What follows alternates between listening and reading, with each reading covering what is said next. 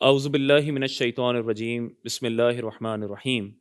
عقائد اسلام میں اللہ تعالیٰ کی ذات و صفات، نبوت و رسالت، آسمانی کتب، اس کے بعد ایک اہم موضوع وہ ملائک ہیں، فرشتے ہیں۔ اور قرآن کریم کی آیات میں بھی اس بات کا ثبوت ملتا ہے کہ مومن جو ہے وہ ملائک پر ایمان لائے، کتاب پر ایمان لائے، نبوت و رسالت پر ایمان لائے۔ تو فرشتے، ان کو سمجھنا ضروری ہے کہ یہ فرشتوں کی حقیقت کیا ہے، کیا فرشتوں کو ماننا ضروری ہے، کیا ان کا وجود تسلیم کرنا ضروری ہے۔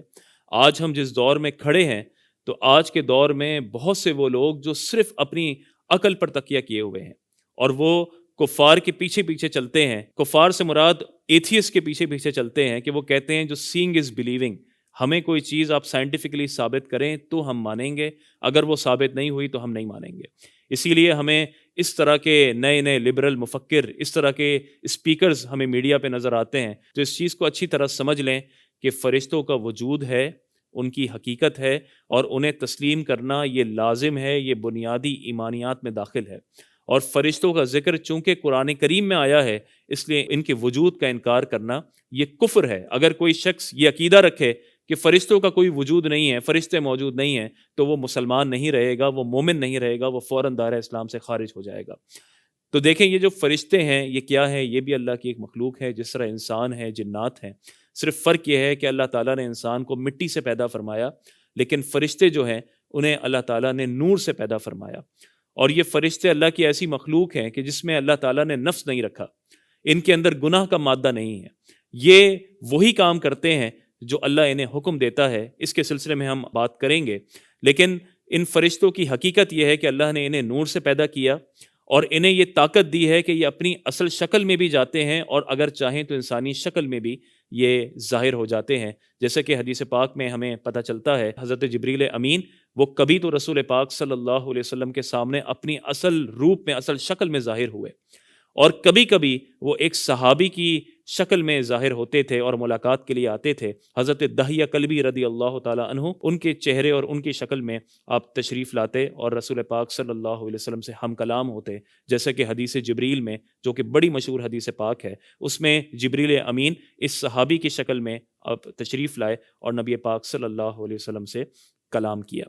تو فرشتے، ان کے متعلق ہمارا عقیدہ یہ ہے کہ یہ نہ مرد ہیں نہ عورت ہیں، ان میں جنس کا تصور نہیں ہے، ان میں توالد و تناسل کا کوئی تصور نہیں ہے، یہ صرف اللہ تعالیٰ کے حکم کے مطابق عمل کرتے ہیں۔ ہمارا عقیدہ یہ ہے کہ اللہ تعالیٰ ہی ان کی صحیح تعداد جانتا ہے، ان کی اصل تعداد صرف اللہ کے علم میں ہے، کیونکہ قرآن کریم میں سورہ مدثر میں آیت نمبر 31 میں اللہ ارشاد فرماتا ہے وَمَا يَعْلَمُ جُنُودَ رَبِّكَ إِلَّا هُوَ، اور آپ کے رب کے لشکر کی تعداد کو فقط وہی جانتا ہے۔ اسی طرح ہمارا ایک عقیدہ یہ ہے کہ فرشتوں سے دشمنی اور ان کی گستاخی کفر ہے۔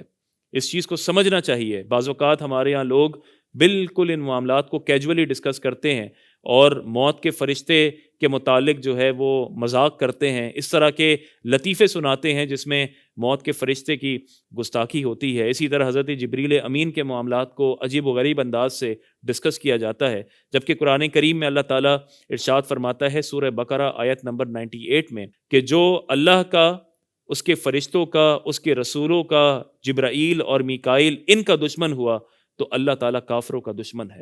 تو یہ آیت تو کفار کے متعلق ہے، لیکن اس آیت کے پیش نظر مسلمانوں کو اس میں بہت احتیاط کرنی چاہیے۔ علماء کرام نے فرمایا کہ فرشتوں کا ذکر جو ہے وہ مذاق میں نہ کریں، کہ کہیں یہ نہ ہو کہ ان کی توہین ہو، ان کی گستاخی ہو اور پھر انسان جو ہے وہ کفر کی طرف چلا جائے۔ تو یہ فرشتوں کی حقیقت ہے۔ انشاءاللہ اگلی کچھ ویڈیوز میں اللہ تعالیٰ نے فرشتوں کو کیا منصب عطا کیے، ان کے کیا کام ہے، اور کیا چیز ہمیں قرآن کریم اور حدیث پاک کی روشنی میں پتہ چلتی ہے، انشاءاللہ اس پہ گفتگو کریں گے۔ اللہ تعالیٰ ہمیں ان عقائد کو سمجھنے کی توفیق عطا فرمائے۔